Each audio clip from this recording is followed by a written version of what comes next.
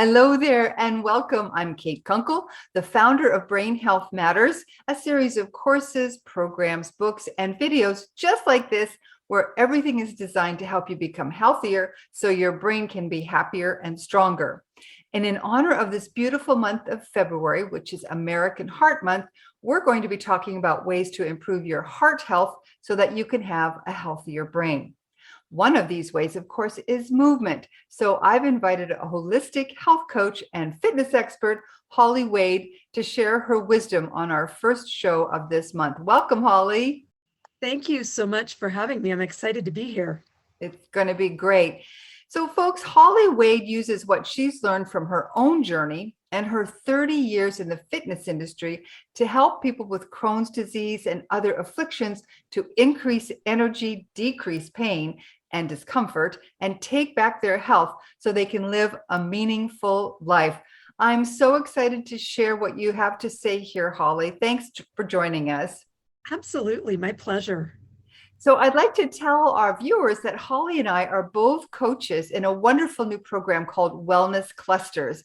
I'm there, of course, because of my work with rheumatoid arthritis and brain issues. Holly, what's your specialty? I work on gut health. So living with Crohn's, I have learned a lot about the gut and then stress management, because those two things go hand in hand. They certainly do for a healthier gut. Yeah, so stress management and a healthy gut are one thing, but how do you think that might connect with the brain? Because you and I talked about this a little bit earlier, like what's that got to do with the brain?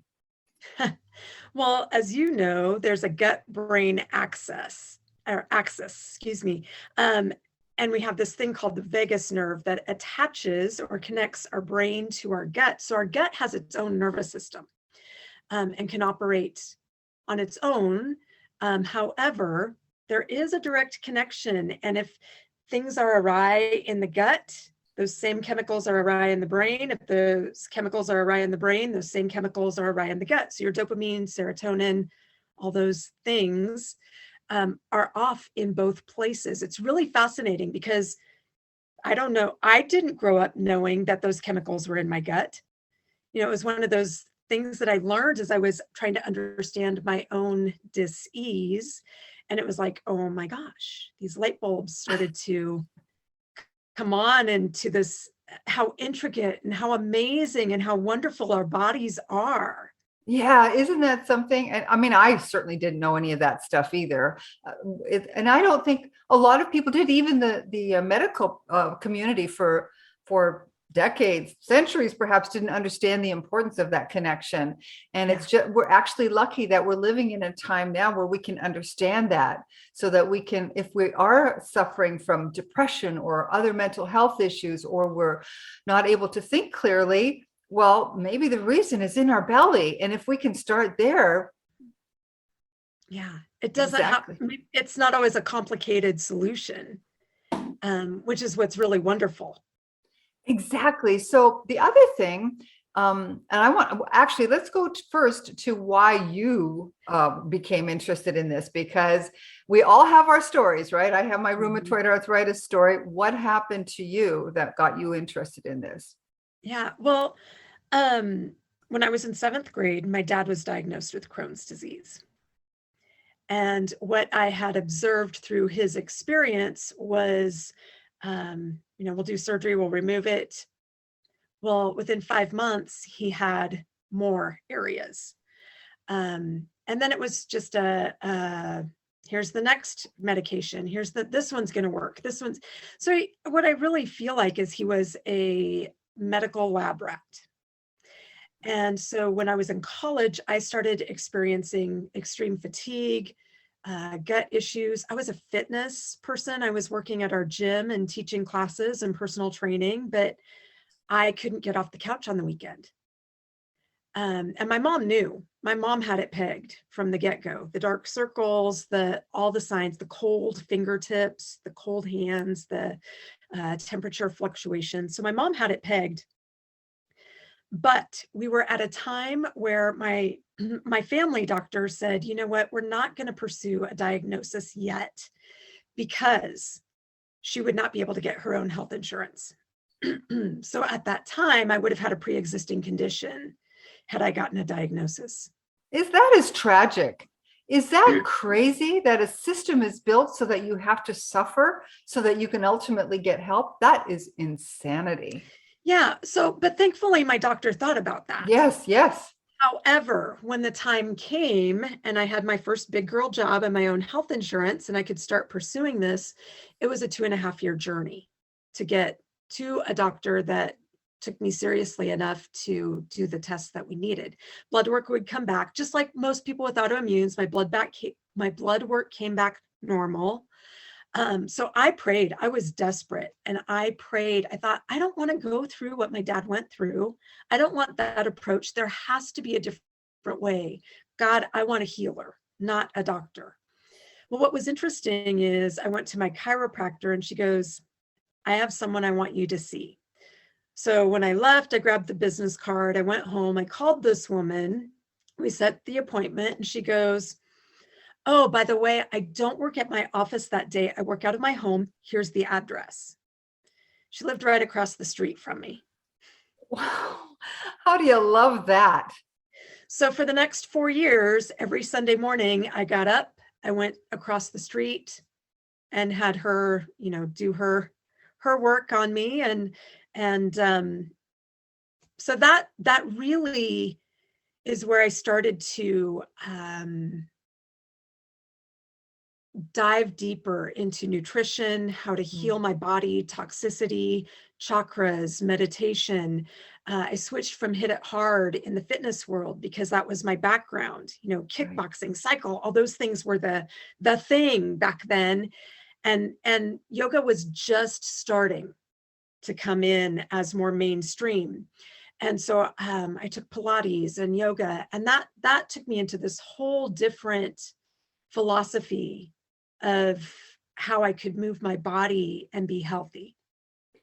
That is such a perfect segue into the rest of our conversation then, because I think a lot of people, and I'm one of them, when I first started looking after myself better, when I was I'd figured out that it was rheumatoid arthritis, and it actually took a doctor of Chinese medicine to figure out what was going on. So yeah, so we figured that out. And she said, you have to exercise. So of course, like you, the only thing I knew was, hit it hard kind of stuff, but I couldn't do it. My joints, it just did not work at all. So I had to just start by walking.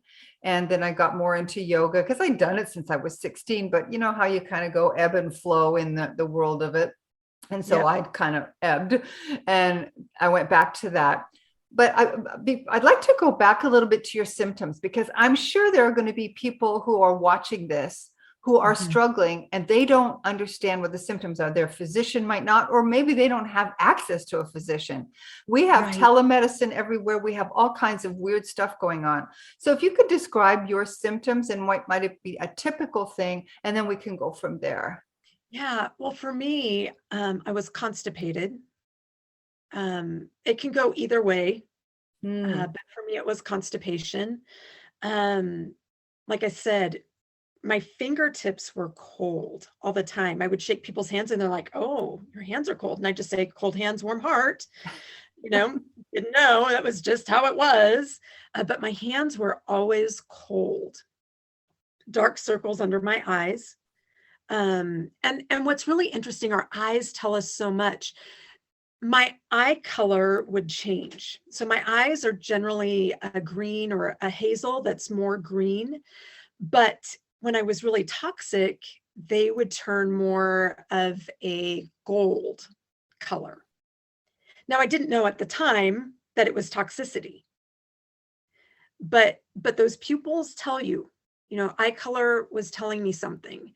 My hair was falling out, and I have a lot of hair. Yeah, you do. My nails were brittle, so just really subtle signs. My skin, I always had problems with acne as a teenager. So that was pretty early, pretty early on, telling signs that something was off with the gut. People always say hormones, but it was my gut that was telling me things back then. How about the stomach? So was there a lot of pain like in your gut? Yes. And so, okay. Yes, I would go through, like I would eat and I'd just have to take a nap and sleep for 2 hours to get my gut to relax enough to just Wow. let it digest, rest and digest. Knowing what I know now, my body was requiring so much energy to heal, you Right. know. Wow. But I was in my 20s and I'm like, what is wrong with me? You're supposed to be in your prime. You're supposed to be, I'm an athlete. I'm a fitness person. I'm supposed to be the Energizer Bunny. And Yeah. so it was really creating a mental, the physical was creating this whole different mental state that wasn't just because my gut was off. It was really these thoughts about who I was and who I was supposed to be that was Yeah. creating some depression and some anxiety I can and a absolutely whole understand that. cascade. Yeah, it's a cat, and then it gets worse because then that's affecting your gut, and it's this big old Yeah. circle. Yeah. So let's get to the fitness part again then. So you figured out what it was. You had somebody guiding you. I would assume firstly through diet. Yeah. Yeah. Yeah. Absolutely. As we know, the standard American diet doesn't help us. And we don't know what we don't know. Right. I mean, my mom was a working mom and she made a lot of homemade things, but you're still eating on the go. You're still Yeah. making sandwiches, you're still eating cereal, you're still eating all these things that I distinctly remember her first comment to me was no wheat, no sugar. Well, gluten-free wasn't on the shelves back then. And I'm sitting there in my head going through my daily, what I normally eat. And I'm going, oh my gosh, what am I going to eat? I can see how that would be something of a shock. Yeah, I kind of went through the same thing with the gluten, not so much the sugar because I wasn't really a sugar person, but Yeah. the gluten because I was married to an Italian. Holy crap! Now what do I do? Right. Well, and I lived on pasta. I was, poor college student. So I was living on pasta but it was an eye opener of, oh my gosh. And then really learning. I mean, I remember going down the soup aisle thinking, okay, soup has to be one of those things that I can do, and picking up a can and looking and going, high fructose. I'd always looked at like calories, fat, sodium, that kind of thing, but I hadn't looked at ingredients. And I was really taking a closer look at those things and looking at it. And the second ingredient was high fructose corn syrup. And so I put that one down, picked up another one, same thing. And I'm like, you have got to be kidding me. So that was the wake up call to, even if you think you're doing well, how much is hidden Yeah. in the food supply? I think that is such a really good lesson for everybody. I don't think anybody wants to eat badly. Everybody's doing the best they can, right? So Right. we've got a situation where the food industry has made it really, really hard for us to do it in a healthy way and not be bogged down because so many people are busy. I'm lucky. I'm semi-retired. I can spend as much time as I want cooking. I can do all those great things, but a lot of people, most people don't have that ability to do that. So yeah, we have an issue there right there. Back to movement now. So you get rid of wheat and sugar. For our people that are struggling with brain fog and struggling, they might have an autoimmune disease. They might not, because brain fog is so common, partly from our diet, but also right now in this period of history, I think that the stress is just causing so many issues. How can moving, and specifically, what kind of movement do you do that can help us? Yeah. So at my heart, I'm a dancer, first and foremost. That is, I have been since I was little. And so I'm a master trainer for Body Groove. So if you've seen it on Facebook and Instagram, the woman with dreads. Oh yeah, yeah. Yeah, she's a friend of mine, and I've known her for 17 years. So I'm a part of that movement, literally. But what's so great about that is it's a mind-body approach to dance, because so many things are choreographed. And so you're in your head and not in your body. But with this, the movements are so simple that you really just get to experience your body and help it to feel good. So that's my favorite. I'm a walker. I teach yoga as well. But those are the big things. And what I love about dance is the science behind it and the research of how much it helps our brains to age well, because we're firing both sides, both hemispheres. We're getting more neurons to grow and connect because we're doing different movement. It's not repetitive. Social dance, when you dance with a partner, is amazing for brain because you're learning these patterns, or you're creating these interactions that don't have a pattern. Perfect. So your body is always connecting to that brain, which is what's so lovely. So I love to dance too, and always have. Back in the 80s, I was a disco dancer, but that was great because it was very choreographed too, right? 70s and 80s. That was you really had to think, and you were with a partner and everything. I agree 100%. In fact, my next book is called The Musical Brain, and we'll be talking a lot about the importance of dance for a healthier brain. I love how you said about it. It inspires neurogenesis. We're building new neurons. For people who would be interested in doing this, but might be feeling like, oh my gosh, it's kind of intimidating, to have to move my feet in a certain pattern. Address that a little bit, would you, in terms of how we can comfortably do that for our brains? Yeah. Here's the thing. We danced before we walked. If you watch a baby, they connect to a rhythm because they listen to their mom's heartbeat. And so when you watch a baby, when music comes on, their feet are moving. You still have that in you. Somewhere along the way, you just didn't think you were good enough because it wasn't a performance. And that's what we've made dance to be. But when you think about what dance really is, when you go back to the ancient world, dancing around the fire, the tribal types of things, it's expression. In the native world, it's a dance to the creator, and you're massaging Mother Earth while you're doing it. And so dance for me is a very spiritual experience because that's what's at the root of it. I get to move my body in this really wonderful way that feels good, but it's also this like, my body is really amazing and I get to be in it. And so it can be a form of a prayer, even if it's not intended in that way. That movement is doing something. It's changing the energy where you are.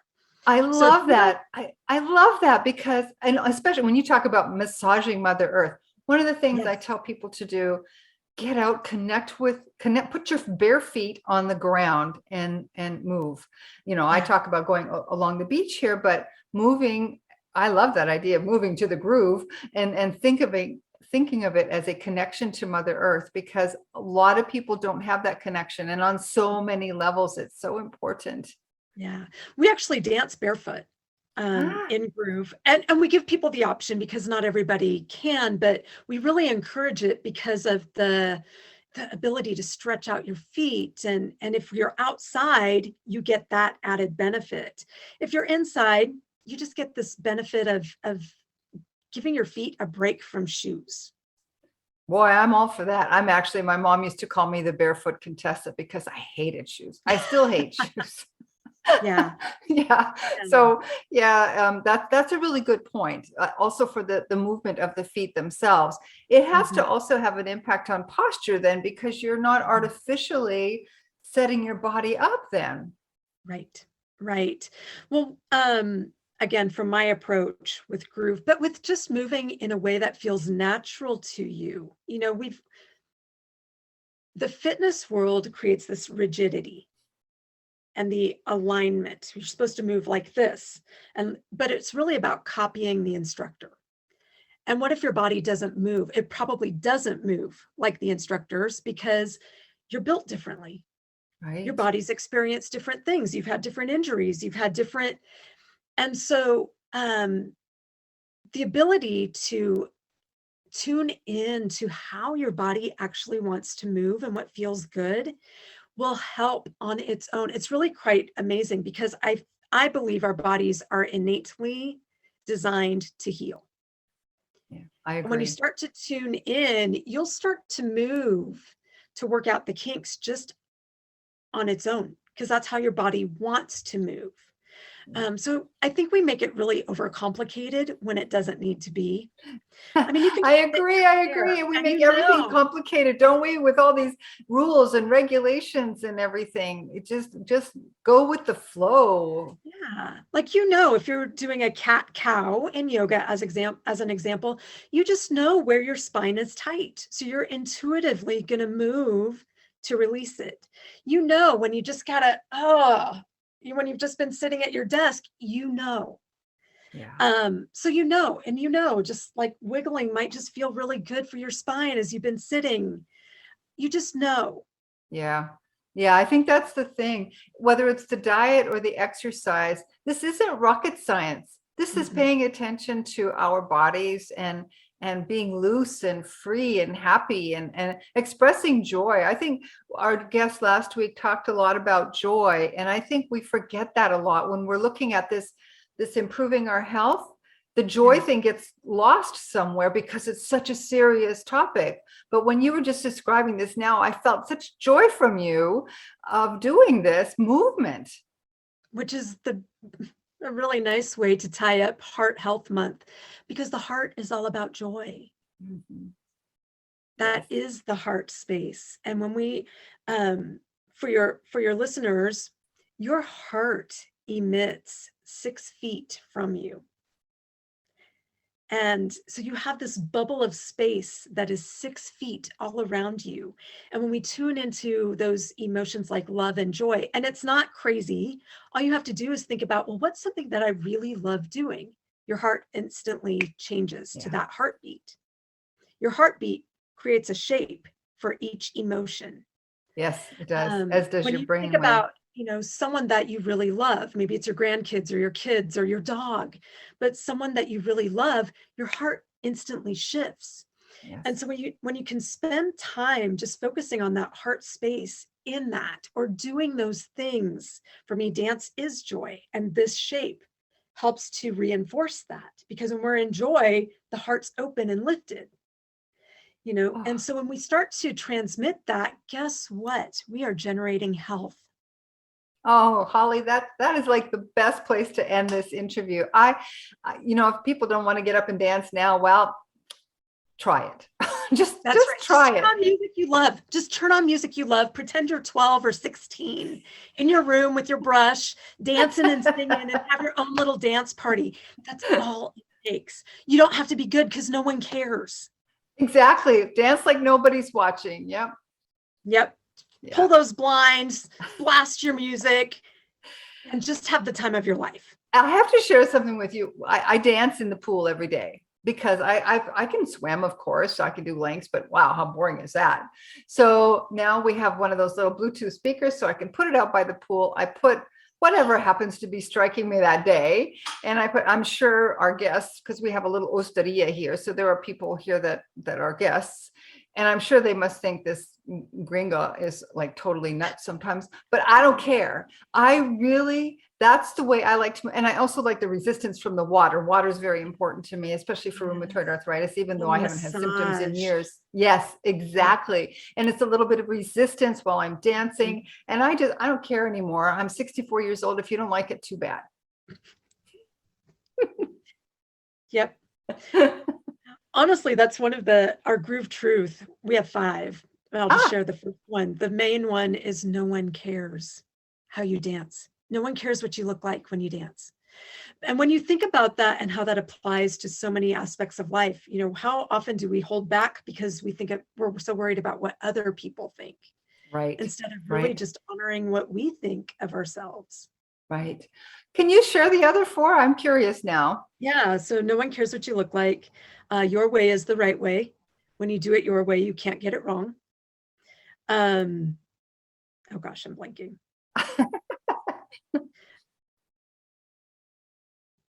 Practice, practice, practice. So you don't really know or understand something until you've applied it. You are unique. So you should look that way, embrace it. Oh, I love that. And what's the last one? Oh, this is the one no one can do it for you. Yeah, true enough. No one can do it for you. Yeah, it's so simple that's the one I always forget. Yeah. And it's the truth of everything, right? Whether it's your brain health, your gut health, whatever it is, nobody can do it for you. Like those Right. 5 things in Groove are pretty well like the standard for living. Universal truths. Yeah. Yeah, universal truths. Holly, how can people work with you or reach out to you? Do you teach online, or is it just the Groove group that does that? No.